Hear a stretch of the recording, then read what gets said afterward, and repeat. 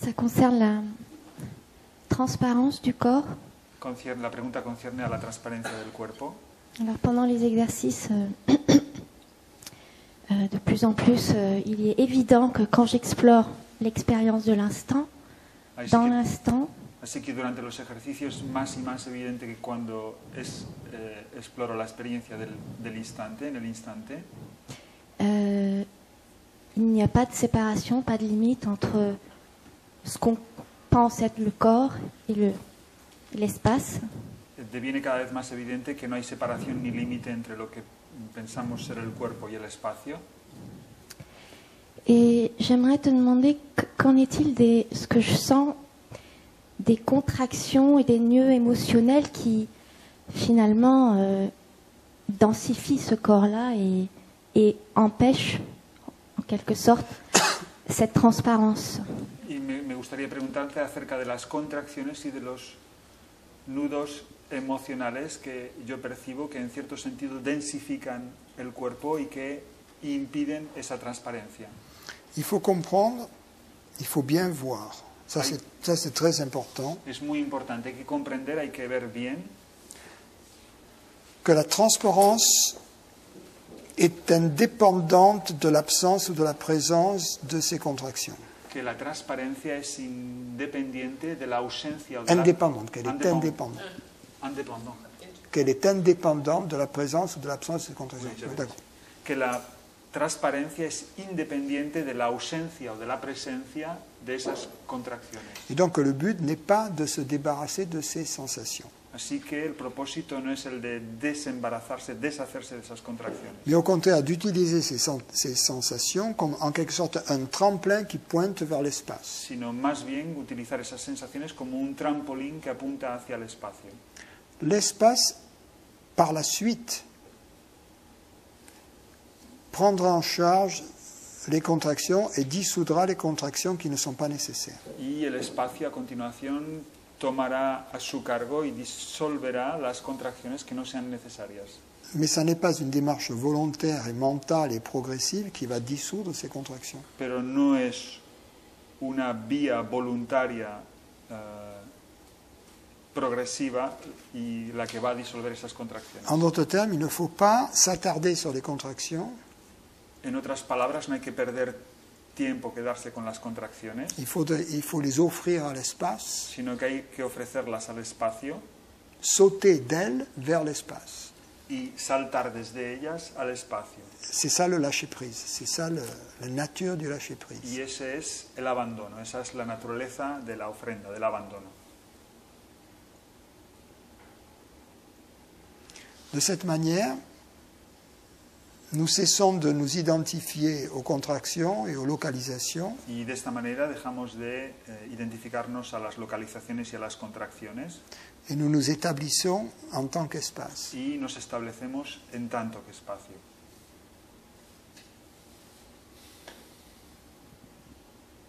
Ça demande de se poser, de voir qu'il y a une contraction et de l'offrir à l'espace. Oui, on peut faire comme ça.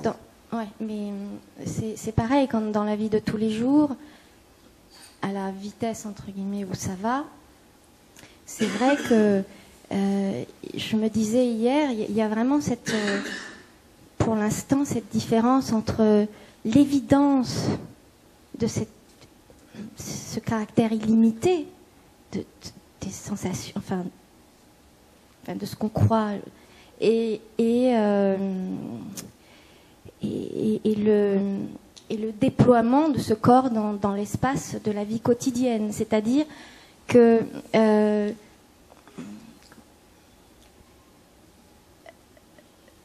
voilà, je me sens, si je ne me pose pas et dire en fait cette sensation, si tu la regardes.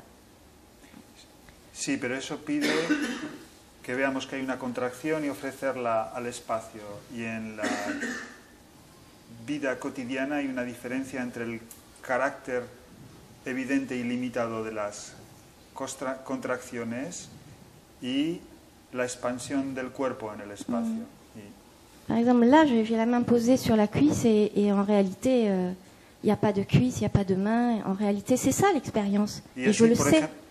por ejemplo, y esta es la experiencia y yo lo sé, yo tengo la mano posada sobre la pierna y no hay ni mano ni pierna.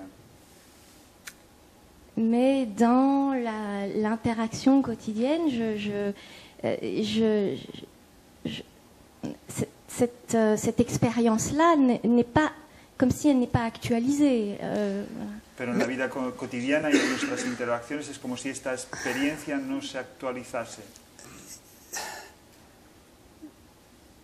Tu peux avoir la main posée sur la cuisse Puedes tener la mano posada sobre la pierna et il y a cette sensation de la main sur la cuisse. y está ahí esa sensación de la mano sobre la pierna. La présence de la sensation La presencia de la sensación ne te prive pas d'être l'espace. no te priva de ser el espacio. Il n'est pas nécessaire pour être sciemment l'espace que la sensation se dissolve. Y no es necesario para ser conscientemente el espacio el que la sensación sea disuelta. Il ne faut pas confondre un état sans aucune sensation Y no hay que confundir un estado sin ninguna sensación et être l'espace en présence des sensations. con ser el espacio en presencia de las sensaciones. Dans les exercices que nous faisons, Y en los ejercicios que hacemos, il ne s'agit pas en fait d'annihiler les sensations, no se trata de hecho en aniquilar las sensaciones, ni même de les transformer. ni de transformarlas. Il s'agit plutôt de passer directement de la sensation vers l'espace et de s'établir dans l'espace. Sino más bien se trata de pasar directamente desde la sensación al espacio y establecerse en tanto que espacio. De même qu'il s'agit de passer du mouvement à l'espace immobile dans lequel le mouvement se déploie. Lo mismo que se trata de pasar desde el movimiento al espacio inmóvil en el que el movimiento se despliega. En effectuant très très souvent ce transfert, Y efectuando a menudo esa transferencia,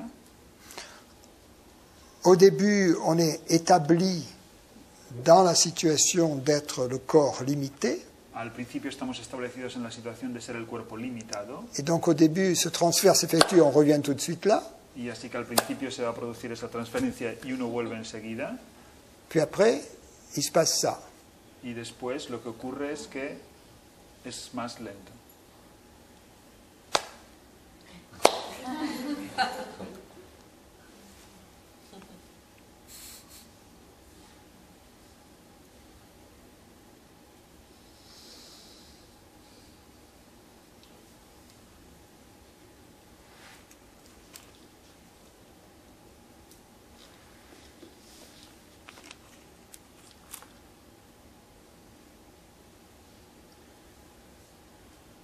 C'est pourquoi ces exercices que nous donnons, qui sont apparemment puérils, Es el motivo por el que estos ejercicios que hacemos, que aparentemente son pueriles, et c'est pour ça qu'ils nécessitent ces dialogues pour qu'on se rende compte qu'en fait ils ne sont pas aussi puérils qu'ils en ont l'air.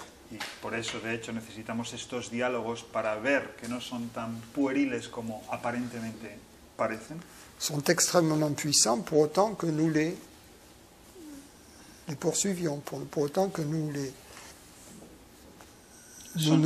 nous y adonnions et que nous observions ce changement de perspective dans notre approche de tous les jours, dans les moments où nous ne pratiquons pas l'exercice. sino que no son pueriles, sino que son extremadamente potentes en tanto que nos demos a estos ejercicios, que los practiquemos y veamos el cambio de perspectiva que se produce en la vida cotidiana cuando no hacemos esos ejercicios. Et il y a deux manières de les pratiquer qui toutes les deux ont de la valeur. L'une, c'est Y hay dos maneras de practicarlo y las dos tienen su valor. La primera, de faire comme nous faisons ici, c'est-à-dire d'allouer un certain temps, un moment de calme dans la journée pour faire la méditation et ces exercices. la primera sería como hacemos aquí, que es adjudicar un cierto tiempo en nuestro día para hacer los ejercicios y la meditación en calma.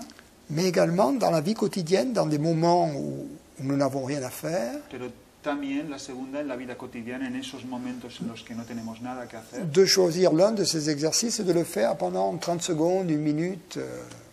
Sería el escoger uno de esos ejercicios y hacerlo durante 30 segundos, 1 minuto. Par exemple, quand nous venons ici depuis le haut, on descend l'escalier, on arrive ici. C'est une chose qu'on fait plusieurs fois par jour. Il n'y a rien à faire dans ces moments. Si on marche tout seul, rien à faire. Pourquoi ne pas faire l'exercice? Por ejemplo, cuando venimos aquí y bajamos desde nuestra habitación, y recorremos el pasillo. Je descends l'escalier, puis je marche là, Bajo por las escaleras y ando mais je por ne el marche pasillo, pas.